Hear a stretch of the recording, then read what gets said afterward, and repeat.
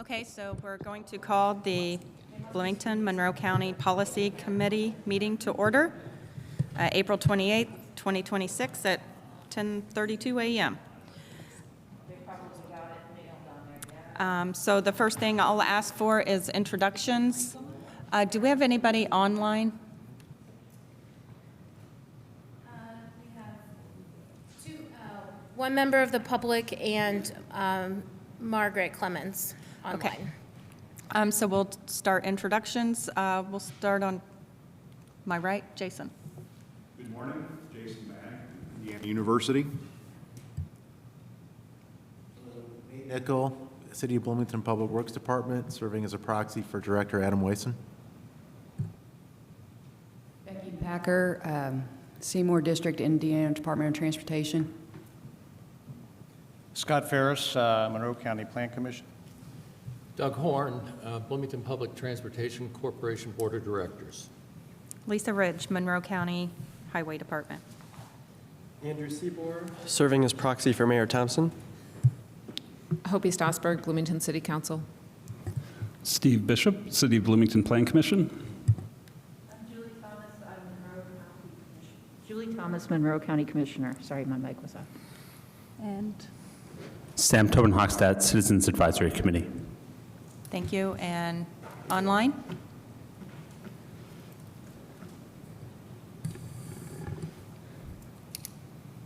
Online doesn't have to. Okay. No members online. Okay, thank you. Approval of the agenda for April 24th, 2026. I move to approve the agenda. We have a motion. Do we have a second? Hopi? I would like to modify the agenda. Okay. Can I do that? I would like to move to modify the agenda by switching items 7 and 8, so then we handle new business prior to old business.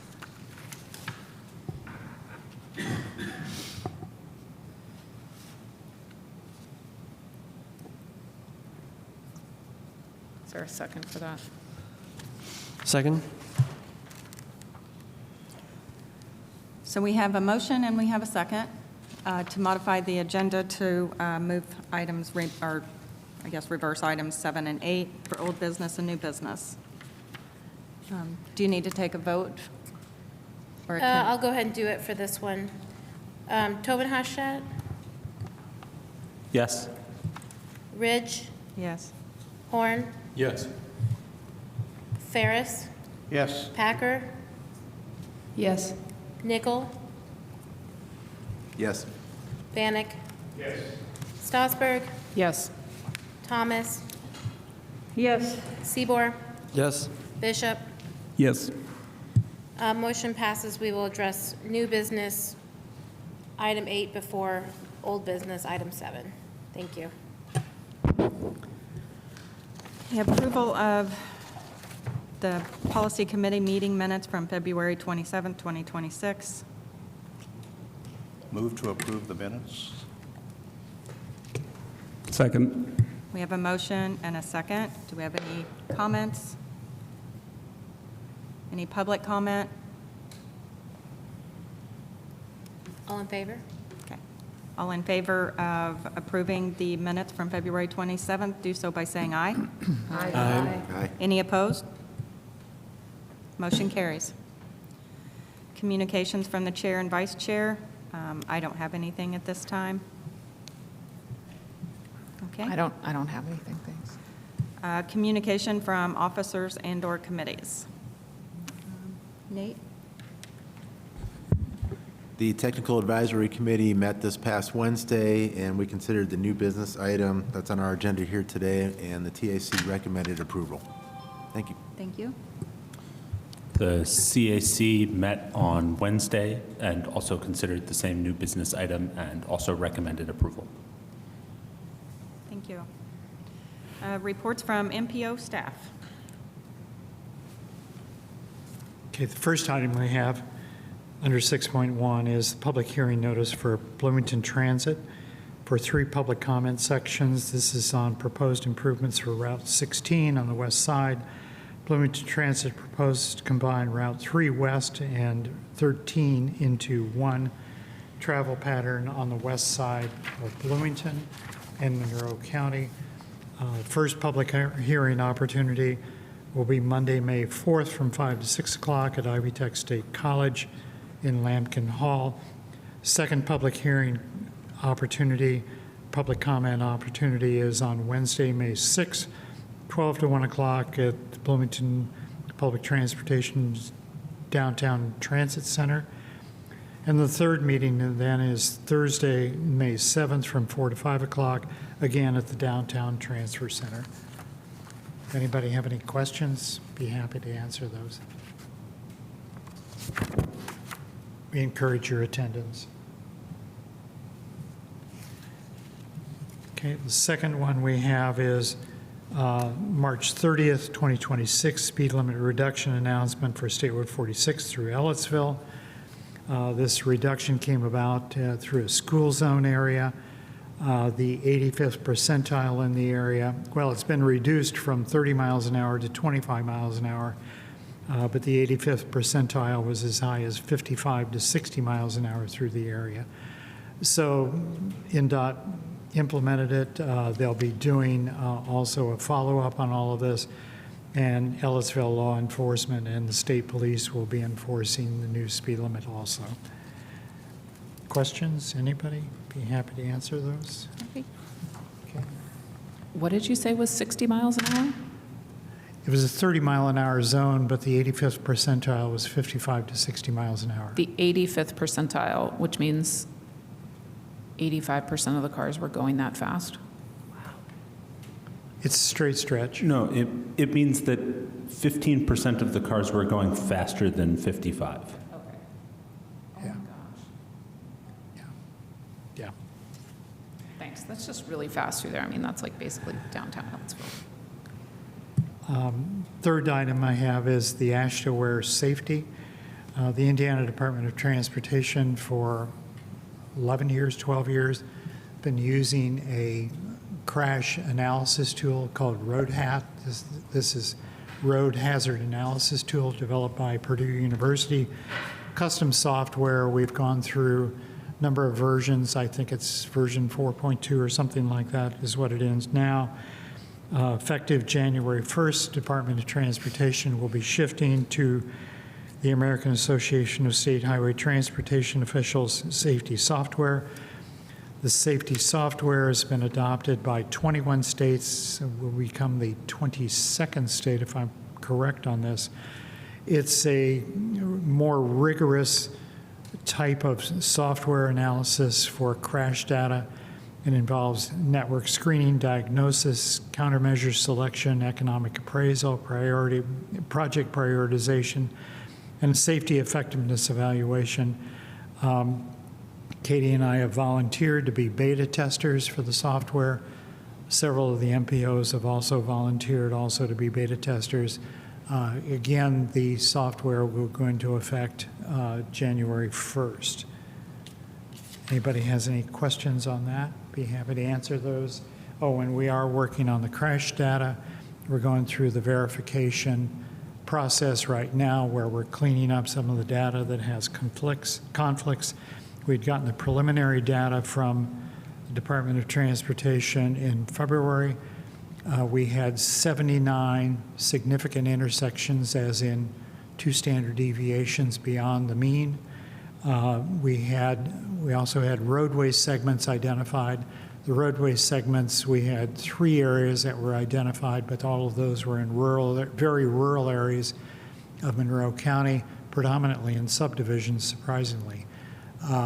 We'll be going through further analysis of that. All of that will be posted on the Crash Hub website by either the end of May or sometime in June before July. Be happy to answer any questions you have on that, too. The next item I have is the MPO process update for the NDOT traffic count database management system. The MPO is paid for traffic counting database activities conducted by the engineering department of the city of Bloomington for the last, well, we've probably been doing this probably 12, 15 years, something like that. We paid for the software license. We also paid for the counters, traffic counters, road tubes and all of the supplies. We also did that for the town of Ellettsville up until a few years ago, and then they've stopped doing the counts. We've offered this process to Monroe County too, but there was a shortage of manpower, and that was never implemented. So earlier this year, just about a month and a half, 2 months ago, we coordinated with the Department of Transportation's central office on uploading 311 or 371, I can't remember the exact number now, all of the traffic counts conducted over the last several years, uploaded all of that to their database management system. They used the same software management system that we did. Therefore, now there are 3 MPOs that are using the state system, statewide software license. Therefore, that reduces our costs significantly. It adds a benefit to the engineering department and to the Department of Transportation because all the data is housed in one central location. I encourage you to go in and look at the map sometime where you zoom in on the area of Bloomington, and it'll show you all of the counts that have been done by not only NDOT but also by our traffic engineering department, including peak hour volumes and overall average annual daily traffic. All of this data is also used for the crash analysis system and also for prioritization of various infrastructure investments. Questions? Anybody? The next item I have is the Indiana Department of Transportation Active Transportation Report news release. The Active Transportation Plan is in draft form. It was released in March. I encourage you to go in and review it. There's also a link for a comment, public comment on the plan. The plan is only 38 pages long. I'll be gentle here. It's a lot of what we had previously seen in the way of the Active Transportation Plan. However, there is a sea change here. The sea change is the Department of Transportation now has an explicit policy that they will build sidewalks where sidewalks do not exist, particularly in small rural communities where the state highway passes through. They'll also facilitate bike alternative transportation, as in bike ped type operations through small communities. This is, again, a sea change. So I kudos to the Department of Transportation for coming about with that policy. And it all goes back to safety too, for that matter. But I encourage you to go in, at least look at the report, and also provide your comments on the link. Okay, and then the next thing I have is the 2026 Board and Commission's Conflict of Interest Questionnaire. The city clerk advised us, the MPO, that all boards and commissions, that's the Technical Advisory Committee, the Citizens Advisory Committee, and the Policy Committee of the MPO, all members and all alternates, proxies, are required to submit a conflict of interest questionnaire. This is a requirement to the State Board of Accounts. We have, on the Policy Committee, we only have 3 individuals that have not submitted the reports as of yet, or not the reports, the questionnaires as of yet. So we encourage you, we will reach out to you individually and ask you to complete the questionnaire so that way we can fulfill the requirements of the State Board of Accounts. That's all I've got.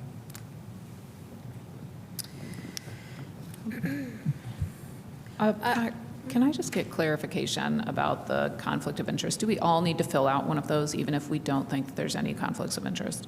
Yes. Oh, okay, thanks. Yeah. Even the mayor was required to fill out one. Federal officials, no. Indiana Department of Transportation officials, no. Yeah. The U.S. Army Corps of Engineers Louisville reached out to all of the communities in Indiana to try and identify areas that experience severe roadway flooding or potentially where fatalities or high water rescues have occurred. And this is part of their flood safety and messaging signage campaign. So as a result of doing that research and chatting with the county folks, I learned that county folks collaborated to make this map, which is essentially showing the current locations of roadway flood signs that are maintained by the Monroe County Highway Department, shown in red. And then all of the green points are points of known flooding from the Fire Protection District. And then there's also flood hazard data from the DNR in there as well. So that was just something that the county did in response to the Army Corps' inquiry, and I just wanted to share this resource with you all so that you are aware that it's there.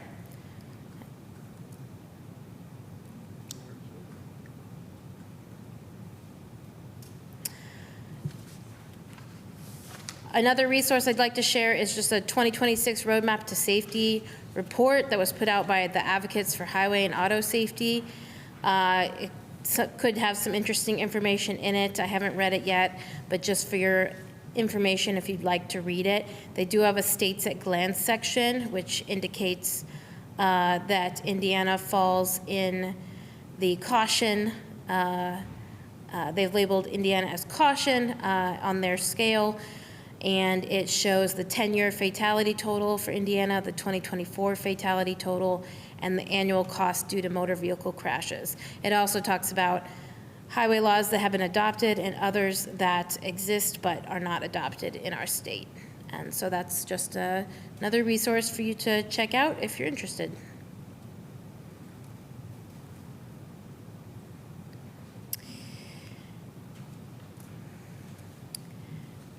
Okay, next I'd like to share that in March of this year, we were contacted by NDOT, and they told us that we have been granted some extra funds. All of the MPOs have been granted some extra funds to use for fiscal year 26.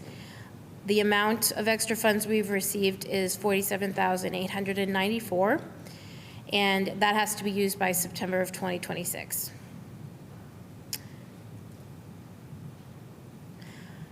The next item 6.10, this is a memo about a meeting that MPO staff had with City of Bloomington Engineering Department and Monroe County Highway Department. At this meeting, we discussed 3 items. The first item is the where to put that extra $47,000 that we've been granted for fiscal year 26. The group agreed to grant those funds to the Downtown Curb Ramps Project, Phase 5, because they did not, due to decreases in funding in fiscal year 26, they did not get their anticipated allocation. And so they'll be moving forward with using those funds. I should say the amendment for that will come later in this meeting. The second thing we discussed at this meeting was that both the city and county have made it known that they are interested in moving both of their, 2 of their projects, College and Walnut Phase 1 and Old SR 37 South and Dillman project, to different fiscal years for various reasons. College and Walnut from 29 to 30, and Dillman and 37 from 28 to 29. Neither of them want to do that unless, increase that. Neither of them want to do that unless there is minimal to no loss in funding.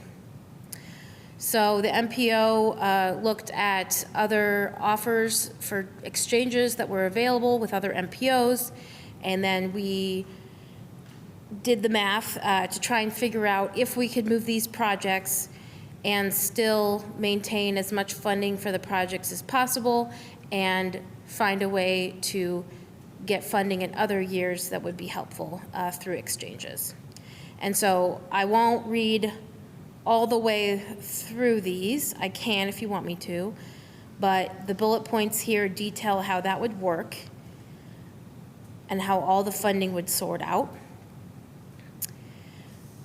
And this proposed scenario would not result in any loss of funding for the 37 Dillman project. It would result in less funding allocated to College and Walnut. However, using exchanges and by moving the money around, we would be returning, we would be giving some of the proposal is to give some of the money back to High Street project, which is occurring next fiscal year. And so essentially, College and Walnut project would not be getting all of their funding back upon moving. However, we would make up for that by using an exchange to get money for High Street project next year, which currently does not have any federal funding. At this meeting, the group agreed that this exchange, so doing 2 exchanges with 2 MPOs, and which would allow both projects to move up a fiscal year. The group agreed that this would be beneficial for everyone and is interested in moving forward with this scenario. The third item that we discussed is that the scenario in item 2 would result in some extra unassigned funds in 28 and 29. And there are projects in those years that can use those funds, but the group decided to postpone the decision of those allocations until a future meeting. So we will not, if we move forward with the scenario in item 2, then we would not assign these extra funds quite yet, which is fine. We don't always have to assign them immediately, especially if they're in future years. Any questions? Yes. Question? Let's go back to College and Walnut. And it talks about phase 1 project construction. I know in the fall we met, it wasn't a hearing, it was a public meeting to talk about College and Walnut in this area right here. And I believe that was conducted by Planning and Transportation. So I don't believe we've heard any feedback whatsoever on changes or possible changes to what was being suggested in that public meeting. Is that forthcoming? That's the first question. And 2, in agenda item 2, it talks about project construction. Is this a placeholder for dollars, or is there an actual plan that has been put forth looking for dollars for that phase 1 construction? I'll ask you to repeat your second question in a minute because I didn't quite hear it all. Okay. The College and Walnut study is in its final stages, and they are working to prepare meetings, materials for public release in the coming months. They are currently compiling the feedback from the open houses and other outreach efforts into the final study. Okay, the second question then was, and I think you can see where I'm going with this, and maybe we're just dealing with semantics here. How can you move forward with a phase 1 construction if in fact you don't even know what it's going to look like?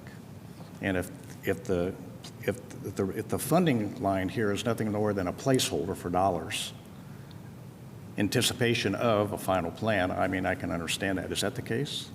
Yeah, sure. I mean, typically in these plans, the first 3 years are pretty set in stone most of the time, but not always. And then the last 2 years are often illustrative, and because those timelines are even more uncertain than the timelines in the first 3 years. And so, yeah, I mean, we're projecting funding usage right now for those years, and we want to stay as close as we can to those projections. But that being said, there will be another TIP happening in this fall, and so fiscal year 29 and 30 will not be illustrative anymore, and since all the funding is there's limited places where fiscal year 29 and 30 funding can be used at this time, so those probably won't change. But I mean, we're constantly, that's the whole purpose of this game, is we're constantly having to move funding around and the phases for projects around because things are uncertain. Sometimes right-of-way takes longer than you expect. Sometimes environmental review by NDOT takes longer. So yeah, I mean, we have to be flexible and constantly adjust as we go. Okay, you answered my question. The other part, though, is will we have a chance to see what the incorporated changes have been made for College and Walnut before it goes final?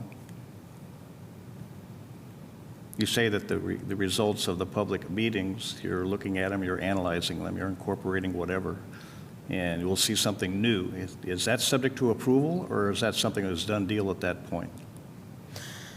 So are you saying that you don't want to approve giving No, funding? I did not say that. I'm just asking the question.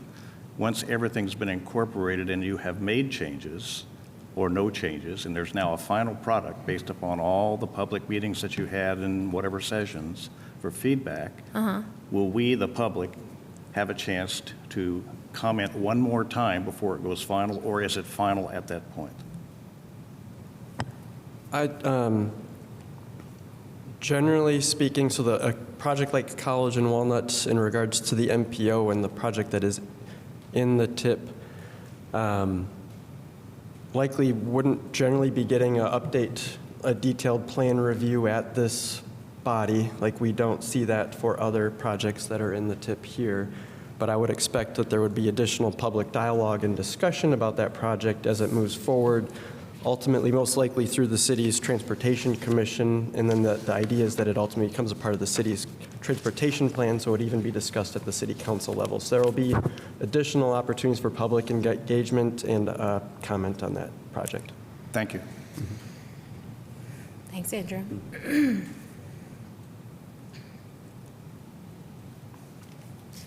All right, any other comments on item 610?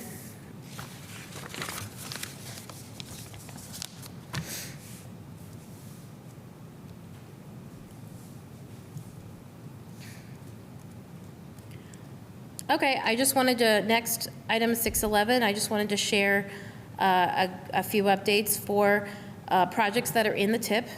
So, NDOT's project between the bypass and Pete Ellis Drive on SR 45 and 10th, which involves intersection improvements and added turn lanes. The letting for that project took place April 8th. And Kreider submitted the lowest bid at $6,452,000. After a notice to proceed is issued, the next several months will be dedicated towards utility relocation.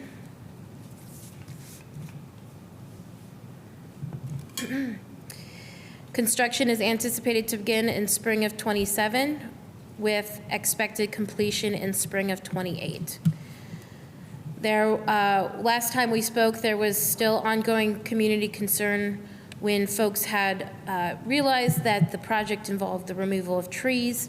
So since then, there has been a city press release that communicated that the city of Bloomington worked with NDOT to do a redesign of the Pete Ellis side of the plan, and the redesign includes shorter storage lengths for the turn lanes on Pete Ellis. However, there is no change to the overall scope of the project. So with the redesign of the turn lanes, 8 mature trees that were previously slated for removal were able to be preserved. West 2nd Street project, they are currently in utility relocations, and construction will start in a couple months. The city's downtown curb rounds Phase 5 project is just now starting design. This project involves crosswalk improvements in 3rd and Atwater, just south of IU campus. The High Street project just wrapped up right-of-way acquisition. Utility relocation is going to occur this year and construction in 2027. Crosswalks Phase 3 is in design. Crosswalks Phase 4 is selecting a design consultant. The Dunn Street Multi-Use Path project, they are in design currently, and they are doing right-of-way appraisals to start right-of-way acquisition. Rockport Road Bridge project, the construction begins June 1st. This one. The Dillman Bridge project is working on design. The countywide bridge inventory was completed in March, which is the required compliance month. And the old SR 37 South and Dillman Road and College and Walnut projects, they, as mentioned previously, are hoping to get approval to shift their letting date from fiscal year 28 to 29 and 29 to 30. Any comments?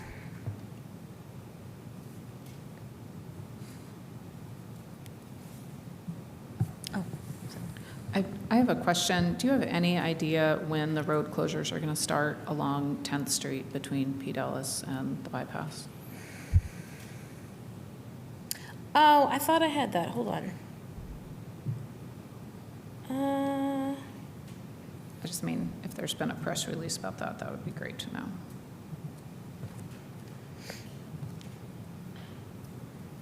I don't think there's been a press release. I thought I did, but, well, I can ask. Are you just talking about the That'd be great, NDOT thank you. project? Yeah, that's the NDOT We project. haven't even had a pre-construction conference, so this year is all utility relocations. So that'll, and I don't know if they will have a closure for that. It will depend on the utilities. And then next year is when construction starts, next spring. Okay, so you don't necessarily anticipate closures for the utility relocations? Or like, maybe I should say like long-term closures as opposed to, I know there's a gas line, I believe, that needs to be moved, and it's, I want to say, outside the, and like where the trees were, and I'm trying to think if there was anything in the roadway that would really require, right now, without having, I would have to look at the plans to let you know. okay, great, thank you, that's good to know. Any other questions for MPO staff? Okay. We will move to new business for item, for the proposed tip updates. Yeah, we have some tip updates for your consideration. 5 of them. The first is a request from NDOT to add a new project called IDIQ Bridge Maintenance and Repair. It's a total project cost of $1 million. And they, as far as I've been informed, the locations are not determined at this point. They sometimes will give us projects to include in the tip that they don't have locations quite yet for, but they anticipate that work will be done in our area. So they do kind of a general grouped add to the tip. The next project is also an NDOT new project called District Paving Project. This is in a few counties, but for Monroe County, it would be SR 45 south of Martin Drive. And again, this is all grouped kind of into the same funding table for all the locations. The third amendment to the tip is the addition of another NDOT project called Traffic Signal Modernization in various locations of Monroe and Owen counties.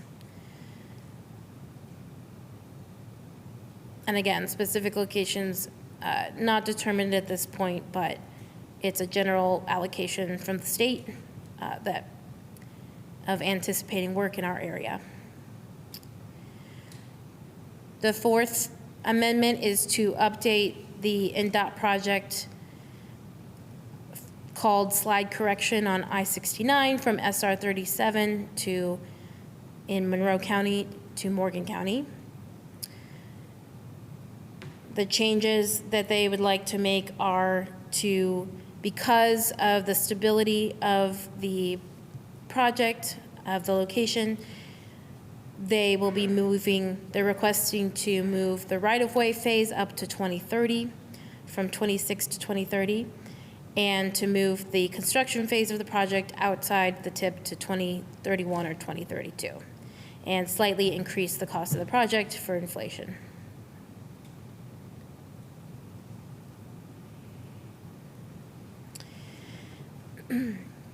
The fifth amendment request is to update the funding for the downtown curb ramps Phase 5 project. So there's a few changes that are happening here. So the original fiscal year 26 allocation, federal funding allocation for this project, the $77,000 and $132,000, those were not able to take place, so we have to remove those. Then the new PE contract was $271,460, so that increased from the original estimate. So that is an update, and then this update also adds those extra $47,000 in fiscal year 26 funding that was discussed with the LPAs on April 8th.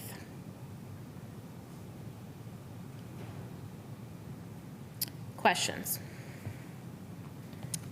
Any questions from the board on any of these projects? Andrew? I guess just a question about, more just curious for project 2 and 3 for NDOT's paving project and signal modernization project, things fully supportive, but just noting the charts say that's HSIP funding, so Safety Improvement Program funding, and just curious to understand like what those projects are that is safety focused, if that's the funding. Just I know that NDOT, my impression, has very clear guidelines on what HSIP can be applied for, and so just curious to understand what that is. Yeah, that's a good question. I would have to reach out and ask. Are you asking, so the paving project would be just spot paving prior to us chip sealing, because we're all running out of money, so we're trying to extend the life of our roads. And then the signal modernization is usually the back covers on the signals and then upgrading the equipment. And then if we have 5 heads, then we go into the 4 head with the yellow flashing arrow.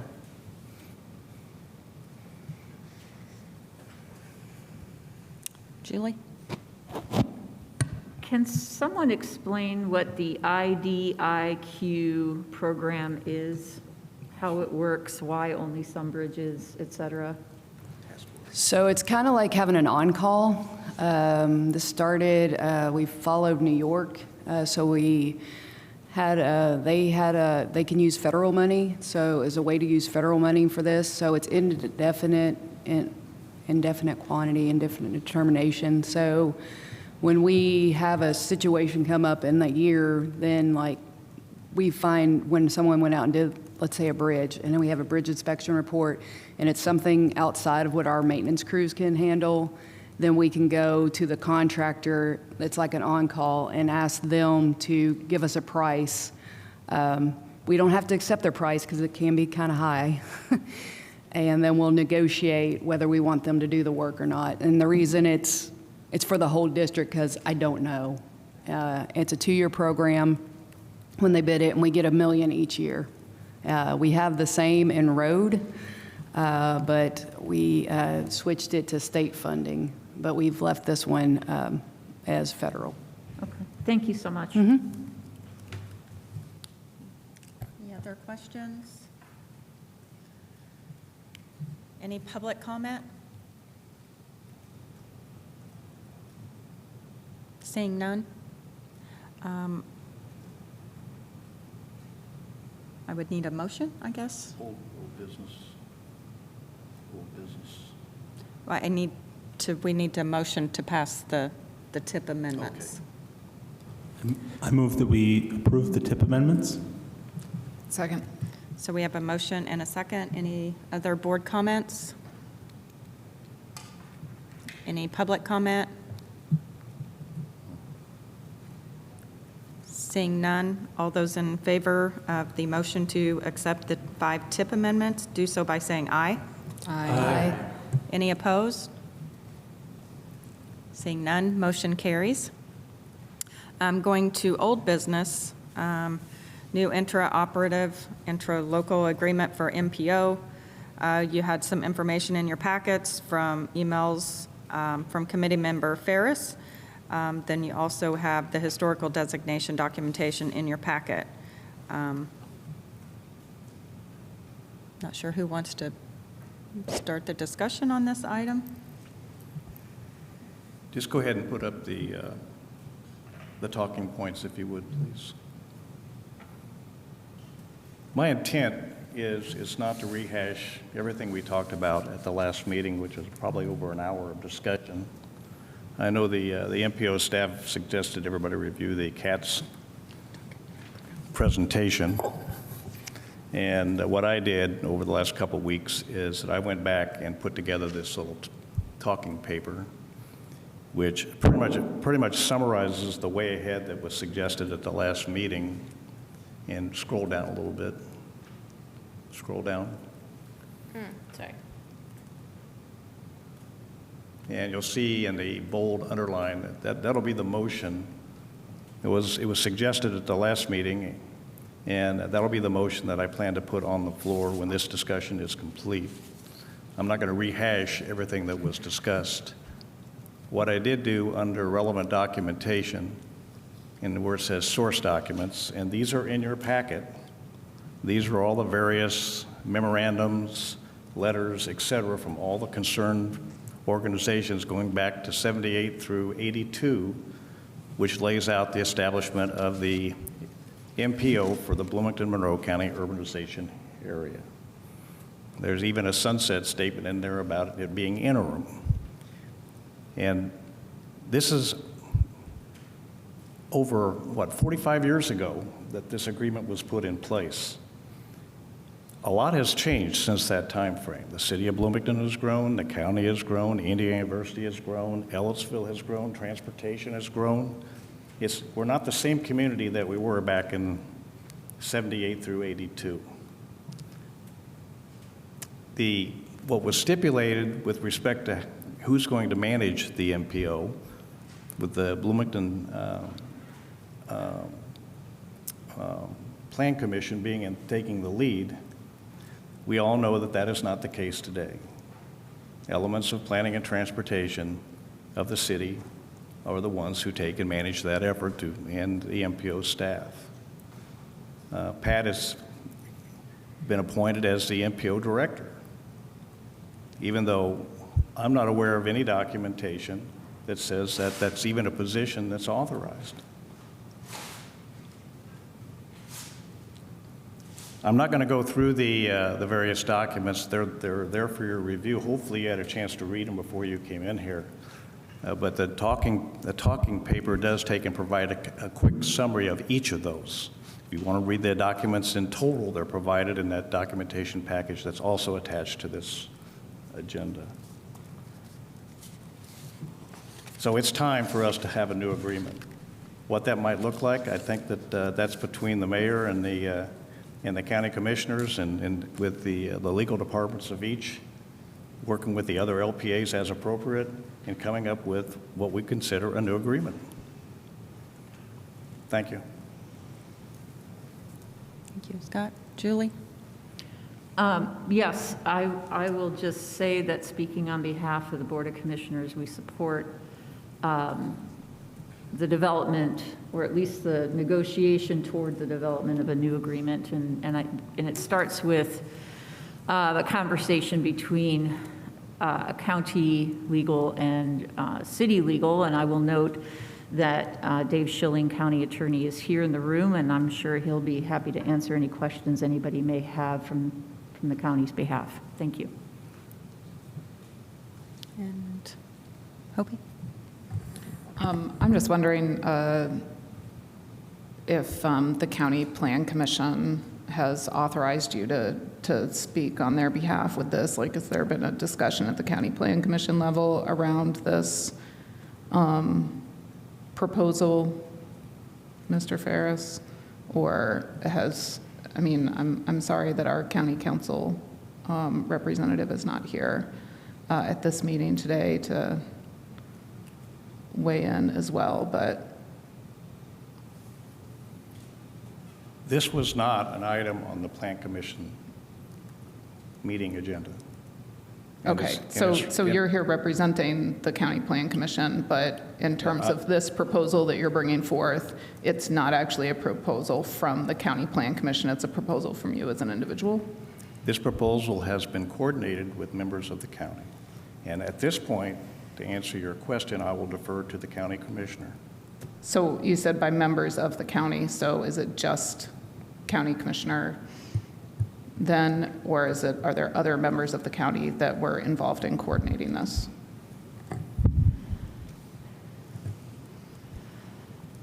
I think I answered that question. There are people in the county to which I coordinate this with, yes. But it was not on a formal agenda item on the Plan Commission. I'm asking you which specific people in the county. I'm not going to go coordinated. into detail. That's not relevant.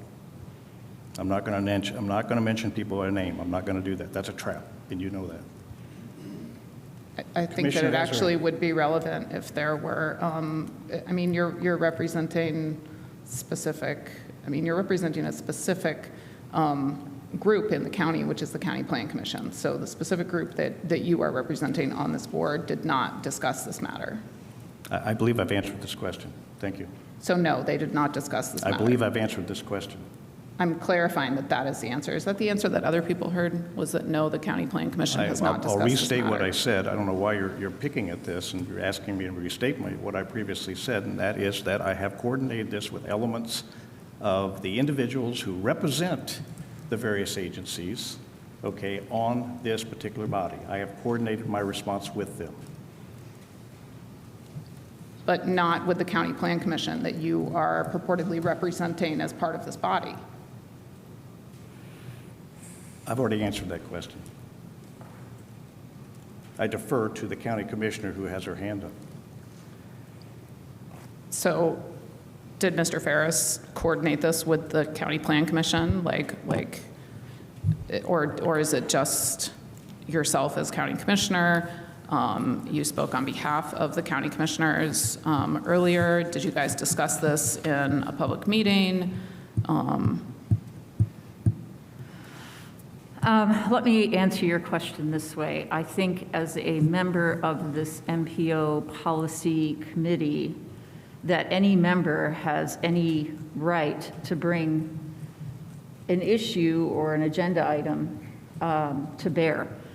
I will note that, yes, the Board of Commissioners in an administrative meeting open to the public, but not necessarily on camera, have discussed the value of proceeding with a new round of conversations. If something changes, let's see a proposal. Maybe nothing changes. Maybe it stays the same. I don't know. But we need to have, that conversation needs to be had. And we've been advised that it's a worthwhile endeavor by our legal staff. If they thought that there was no value in this, they would have said, really, I don't know that we need to do this. And they didn't say that. So that's the answer. Everything that Mr. Ferris does here does not have to be verified through the Plan Commission before he attends a meeting. If he has concerns or questions for members of the Plan Commission, he's welcome to bring that to the Plan Commission at any time. But he is appointed as a representative of the Plan Commission. That doesn't mean everything he says or does here has to be approved by the Plan Commission, just as everything you say and do here doesn't have to be approved by the City Council. Thank you.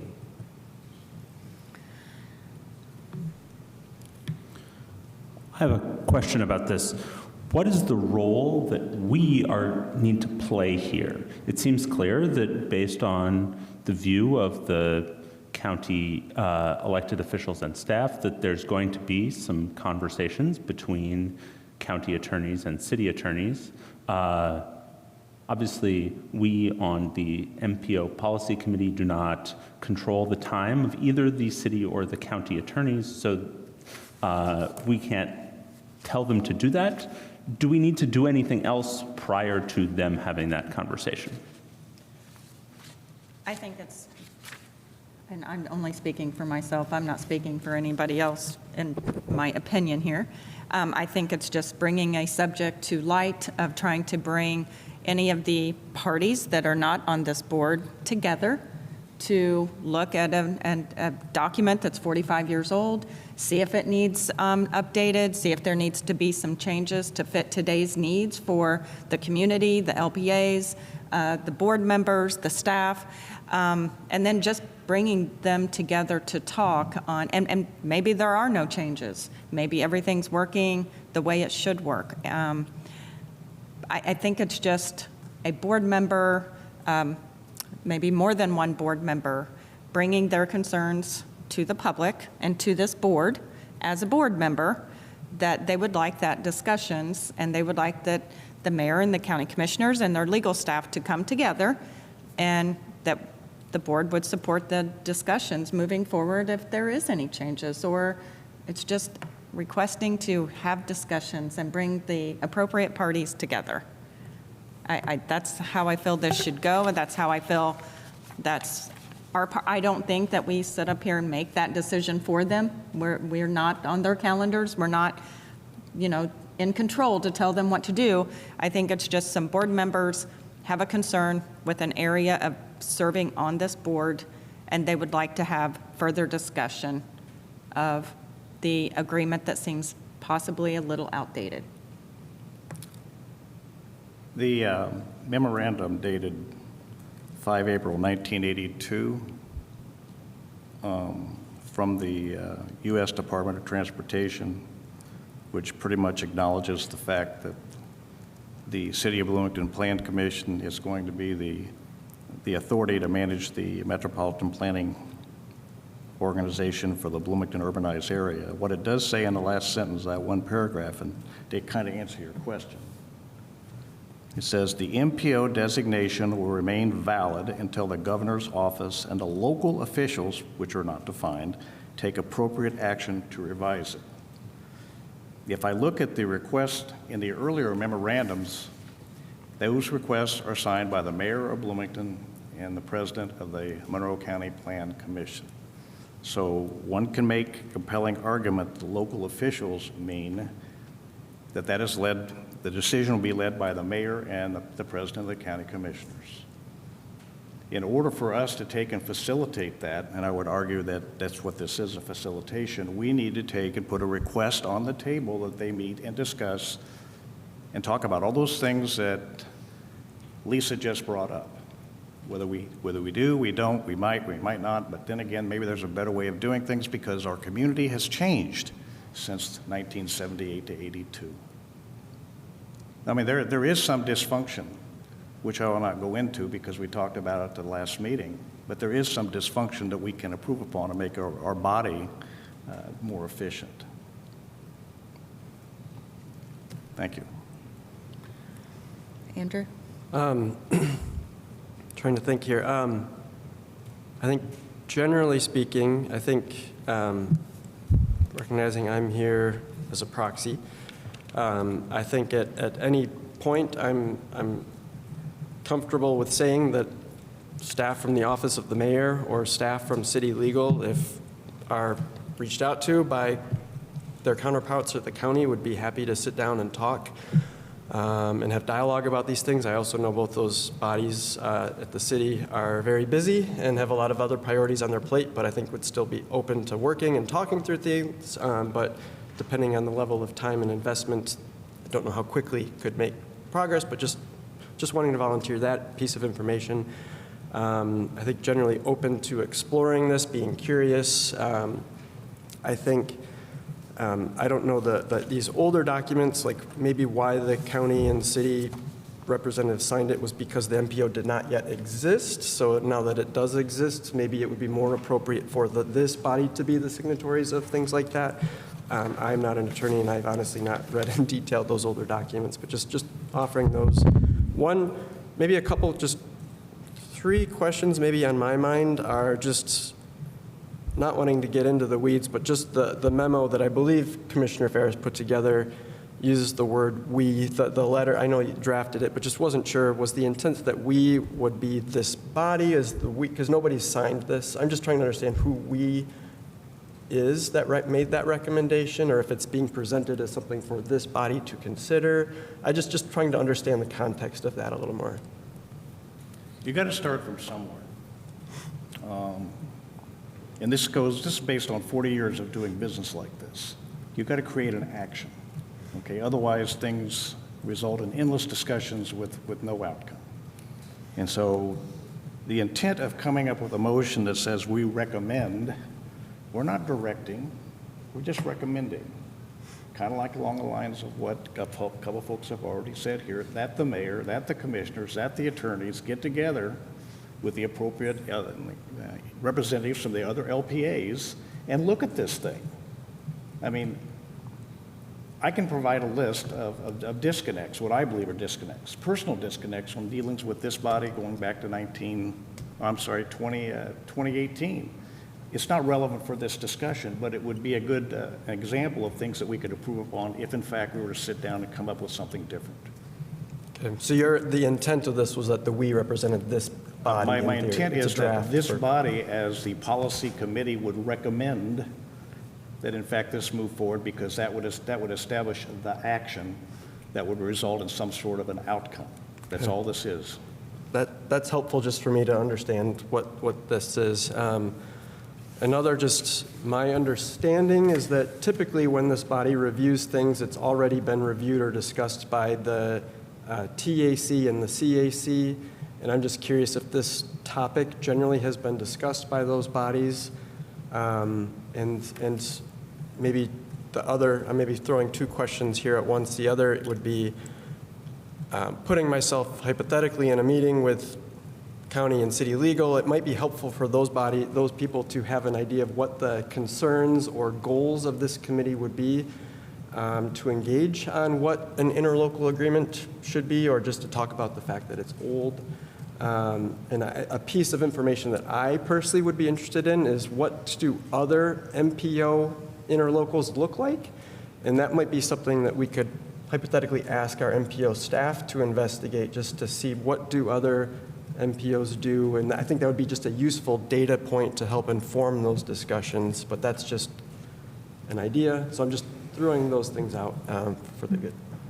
So the CAC has not had any discussion of this topic appear on its agenda.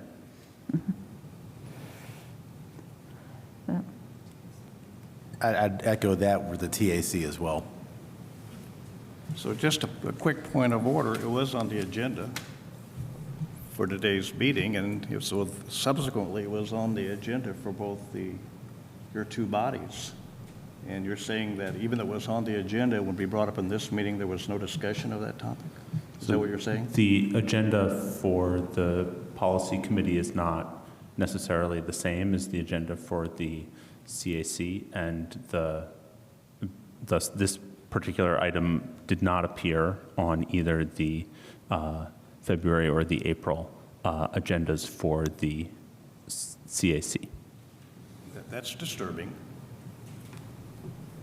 There is no official action or proposal to discuss, so that is why this was simply a matter that was under discussion by the PC, so there wasn't a reason to bring it to either of those committees at this time. Even there was an old business item with documents attached to it, these 2 bodies were not given the chance to review those documents and comment one way or another. Is that what you're confirming? They did review the historic documents at the February meeting because staff shared those with them just as an informational item.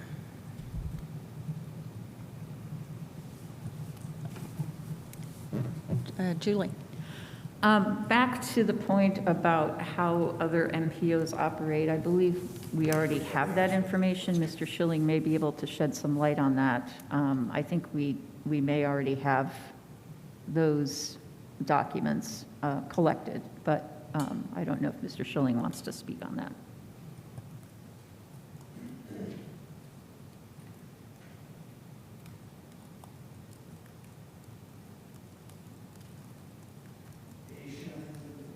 I am not aware of those documents in my files, but I believe other county offices have that.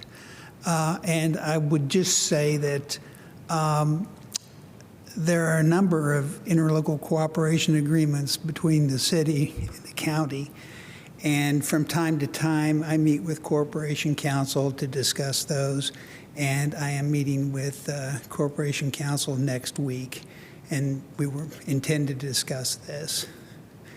And Andrew, to your point, to even talk about how we might go about finding if there is even a problem or if anything needs to be done. So very preliminary discussions, no agenda other than getting together and talking about an old agreement. Thank you. Julie? So then, I thought those documents existed, so then if we could have asked, to Mr. Seabor's point, if we could have MPO staff pull together the foundational documents of other MPOs that are currently in place, not historic, but currently in place, that would be really helpful. We could do that, but I don't know how comprehensive it could be because we're talking about 13 other MPOs, all of which are in various organizational structures. I mean, some are county, some are independent, some are city. It's a mishmash, but yeah, we can do our best. I think a sampling would be sufficient, especially if you consider the location of the offices or, like you said, county, city, independent. If we could get some samples of those examples, that I think would be helpful. Thank you. I mean, it's safe to say that you're going to see multiple versions of what an MPO looks like across the state. I don't think you have to confirm this, I don't believe there's a standard on how the MPOs are established for each of the MPOs. Is that correct? One would see that across the entire United States, not just Indiana. Oh, okay, but is it correct there's no standard? There's not one model that everybody follows. Depends on the individual jurisdiction, depends on the individual state, depends upon when they were created, depends upon how they've evolved, depends upon, yeah. So I would argue that, again, there is no standard, and you're going to find different types of MPOs depending upon whatever jurisdiction. There's no standard. In other words, is there a mold? And the answer is there's a standard in terms of they all meet federal requirements because they're all subject to approval by the governor, by the Department of Transportation, by the Federal Highway Administration, by the Federal Transit Administration, the US DOT. The other standard is that the, designated MPO body, which in this case is the city of Bloomington, their role that they serve is only fiscal and administrative support and staff support. Other than that, they do not have any authority. All authority lies with this policy committee. So the only thing we're arguing over right now is essentially who gets to provide the administrative support and staff support, pay, benefits, whatever. So how do we do that? How do we create some sort of legal contracting agency that will provide those services?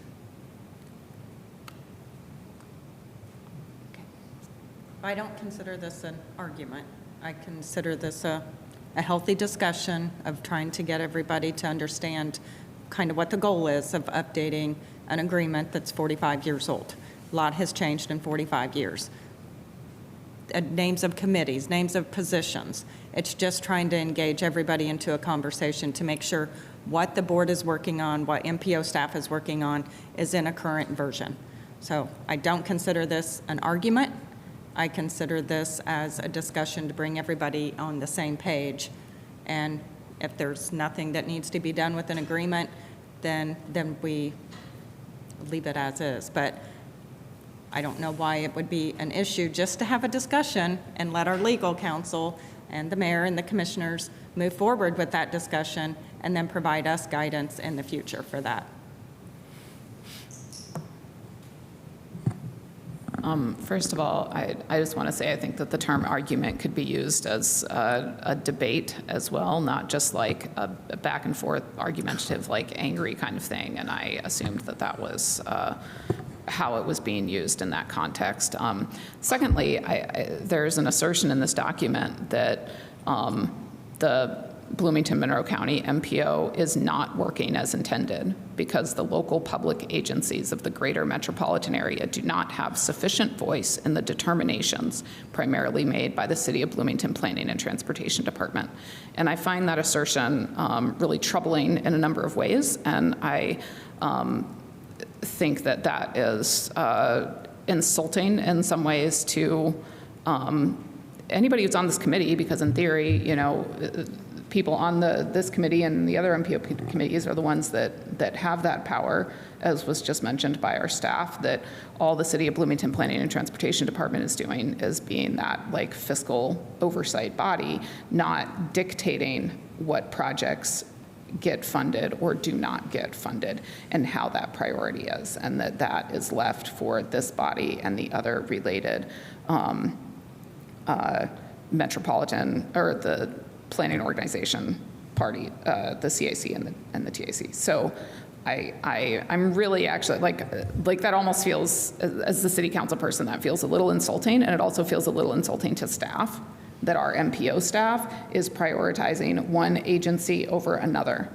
And I don't see that, you know, I mean, Mr. Ferris had an assertion that there's dysfunction in this body as the MPO, as the planning committee. I'm not quite sure entirely where the dysfunction is lying, except that you know, this idea that that there's not sufficient voice outside of the City of Bloomington's Planning and Transportation Department. So, I mean, honestly, that feels a little insulting. I have no problem. I'm very happy to hear that the attorneys are already meeting next week about this. But what I also heard him say, I'm sorry, I don't remember, Mr. Schilling say, was that he's not sure that there's even a problem or if anything needs to be done. But the assertion of this document says that there is a problem, that it's not working as intended, and that outside the City of Bloomington Planning and Transportation Department, there's no voice. And I also want to say, as a council member, I mean, I'm not within the City of Bloomington Planning and Transportation Department either. So like, I'm not sure what the real problem is right now, honestly. And yes, we had a whole big debate about it and at our last meeting, but part of the problem that I was having at that time was the fact that there were thinly veiled or not at all veiled insults being flung at our staff and had been being flung at our MPO staff before that. And if we want to have a debate and a discussion, that's fine, but we don't need to throw our staff under a bus. I find that really inappropriate, and I find this sentence also really, really troubling. So I'm glad that they're meeting. I feel like we can close this conversation right now, honestly, and that we don't even need a motion because they're already discussing it, and we can learn more about the results from that if the attorneys even think that there is a problem. Lisa. Julie. Julie. I believe it would be helpful to have a motion on this. So I hope that Mr. Ferris makes one. But I would like to say that we did spend an hour going over concerns. This is about transparency. There's no accusations of nefarious acts, but this is about transparency. The other thing I will say is that I believe that the current setup puts the MPO staff in a bad position. It's a disservice to them. So I am not being critical of their work. I would not go there. I don't believe that. But I do believe that they are in a difficult position because their boss is not the MPO policy committee. It is the City of Bloomington Transportation and Planning. So can we not rehash the last debate 2 months ago? And I would appreciate hearing a motion. Thank you. I'm just going to make one quick response back to you, Hoppy, and that is that, and you're not aware of this because this goes back to 2018. I have met along with other members of the county, and at that point I was a citizen, but that person was a member of the MPO PC with elements of transportation and planning. I have met over the last several years, I think, with 3 of the directors or deputy directors. And we have talked in those meetings about however you want to capture it, dysfunction, lack of transparency, et cetera. As far back as when the bylaws were rewritten, we met with, at that point, it was, I guess, the deputy or the assistant director, and Pat was in the room. We had the discussion about the bylaws and how they were written and how they talked about roles and responsibilities of the MPO PC and others. And as a result of that meeting, those bylaws were rewritten, and a lot of those things that were removed, a lot of those rules and responsibilities were removed from those bylaws. And so if you want to have a sidebar, I'll be more than happy to sit down with you and go over all of these various elements of lack of transparency, to use Julie's terms. If you'd like, I'd be more than happy to do that. But there are instances that did occur. This body right here, I don't think we want to take and go through and rehash all of these things. It would be a laundry list. My motion, and I just modified it, is you put my motion back up on the screen there, I appreciate it.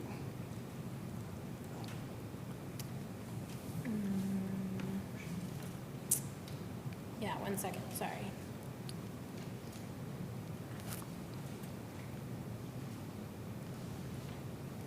Can you, yeah. And scroll down. Okay. I'm gonna add the word where it says, county commissioners prepare a new interlocal agreement as required. This is in line with the discussion that we just had here. Maybe nothing is required. Maybe all we need to do is restate it, because an agreement really is not in place, nor has it been updated since '82. Excuse me, I'm not sure. Is there a motion? I don't think anyone's made a motion. I haven't made a motion. I'm discussing what the motion will be. We've done this in other forums as well. We talk about what we're going to say before we say it. Sure, I just wanted to be clear about that. That would be my change. Now, if you're ready for a motion, Mr. Bishop has it. I would still be interested in knowing the origin sources of this document, unless it was wholly birthed by you, Mr. Ferris. The obfuscation and concealment of the other parties is concerning, because that's not how government's supposed to work. And so if there are other people or bodies involved, I think it's important and germane to this conversation, this body, to understand where this is coming from and what the genesis really is behind it. You talking about the talking points? The whole document in general. Okay, well, the memorandums, which were a matter of record, are historical, going back to 78 to 82. Those I are understand the historical. I'm talking about This the document- specific this items and things that you feel need to be addressed. This document here was coordinated with members from the county who are represented on this body. So if you can't name them, then they're straw men. And we don't vote on straw men. We vote on actual people that are part of this deliberative process. And if we don't have who those people are, then it's just you and your argument. It's not my argument. Can I maybe provide some assistance? If in fact a motion is what you want to make, first I'll say that per the bylaws, the policy committee's responsibilities include giving overall guidance for transportation planning process and submitting plans and recommendations to participating agencies, as has been mentioned today. So you cannot require a new MPO designation solution, but you can request one. And perhaps the best way to request one as a body would be to compose a letter to request this. We cannot take any formal action on Mr. Ferris's document today because it's not a letter and does not provide signatures, and so my proposal is that today you could make a motion to write a letter as a body, or make a motion that MPO staff write this letter. And then this letter would be to the local public agencies within the metropolitan planning area. And then this letter could come back at the next meeting for vote by the entire committee, or staff could work with the chair to sign off on this letter so that it could be done prior to the next meeting as a formal request to the governing agencies, to the local agencies, to reevaluate this MPO designation. So that's a suggestion.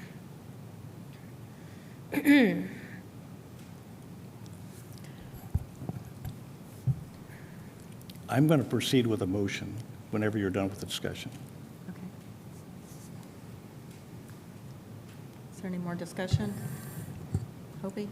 I just want to say, you know, I've heard on one side, County Commissioner Julie Thomas talk about transparency, which I really appreciate, but I've heard on the other side a complete lack of transparency with the obfuscation of coordinated with members of this body.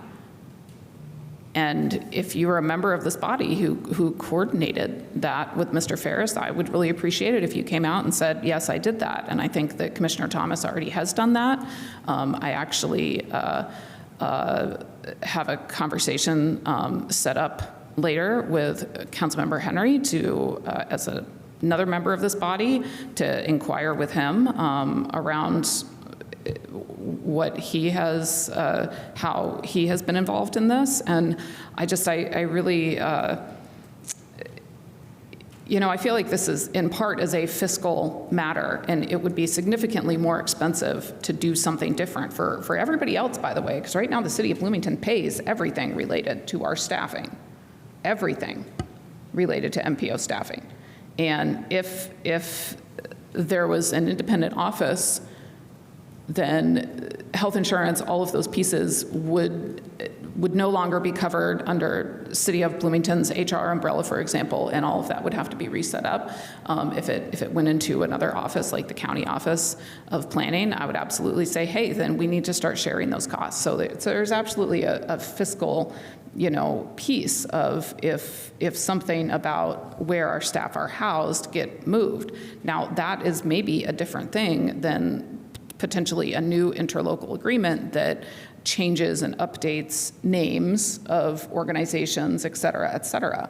But I think that what I hear being proposed is getting our staff out from underneath the City of Bloomington Planning and Transportation umbrella, because that does not allow other local public agencies enough voice. That's what that paragraph says, that it's problematic because other urbanized areas outside of the City of Bloomington don't have sufficient voice in this body.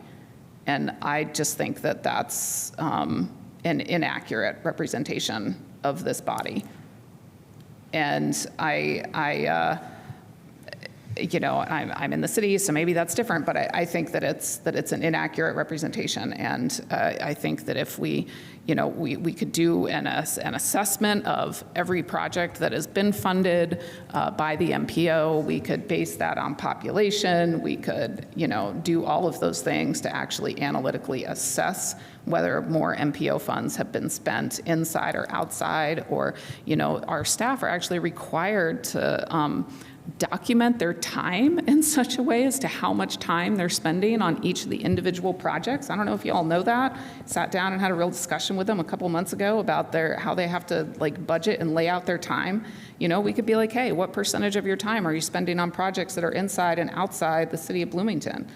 And we could have those sorts of real analysis. I think basing something back to 2018 is not necessarily, we're here and we're moving forward. Maybe we could look at the last 3 years of a new administration in the City of Bloomington and 2 years really with a new Director of Transportation and Planning. But I mean, Mr. Ferris, you're free to make your motion, and I will vote against that, partly because it does not sound like something that we can even do in terms of what our bylaws say, what we can recommend. But I think that this whole thing has been gone about in a way that really does lack transparency. So the only thing that I want to add, and hopefully we'll be ending soon, a perfect example where I think some things get a communication gap is I am chair of this committee.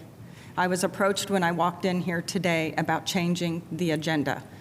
I didn't think that it needed to be done. I thought we could get through this meeting. I stated that I felt that the meeting agenda should stay the same. There must have been already a discussion on changing the agenda because the motion went ahead and was made. As chair, I don't know why I wasn't reached out through email or something 2 minutes before this meeting to say that it was going to be proposed to change this agenda. So that's where I think there could be some communication gaps on responsibilities and things that I've experienced personally. And it's not the first time. So if anybody wants to make a motion, you're more than welcome to make a motion. Otherwise, I would consider that we move on to the next item. I think everybody knows what the board wants. And if anybody has any more comments, please do so, because it's almost noon. I think Julie had her hand up. My comment was going to be that there's no money involved at this point, so I think it's premature to talk about that. Thank you. I'll be really, really brief, knowing the time, and I like to eat lunch. I will vote no for this, but also appreciate that our legal department's already meeting. I expect we'll continue to have some dialogue on this. I look forward to additional research of just seeing how other MPOs work. So just appreciate the conversations will be going, whether this passes or not, and yeah. So I have a motion, unless if there's no more discussion, I have a motion. I think the motion is generic enough that it covers just about everybody's requirement. I will state it as follows. My motion is, we recommend the Office of the Mayor and Office of the County Commissioners prepare a new interlocal agreement as required for the urbanized area of Bloomington and Monroe County. Legal counsel from the city and county should lead the effort and provide administrative support, and this would include any required state or federal local notification requirements, and be presented back to this body, the MPOPC, for approval. Second. We have a motion and we have a second. Any other board discussion? Is it the case that if the city and county agreed to a new interlocal agreement, that this body would have a role in approving or disapproving that? My sense is that the answer is no. That's my understanding as well. I don't think that's true. I think we would. And I think that because it's the core of our operation, just like we do our federal work programs. So I would expect it back here. And I would also expect that if there are any recommended changes, that the city and county would then bring in other LPAs that are represented here on this MPO policy committee to also provide input before it comes back here. I mean, I think all of those things have to happen if there's anything that's revised. So there's a lot of ifs in that sentence. Apologies. Thank you. Any public comment? Seeing none, roll call vote, please.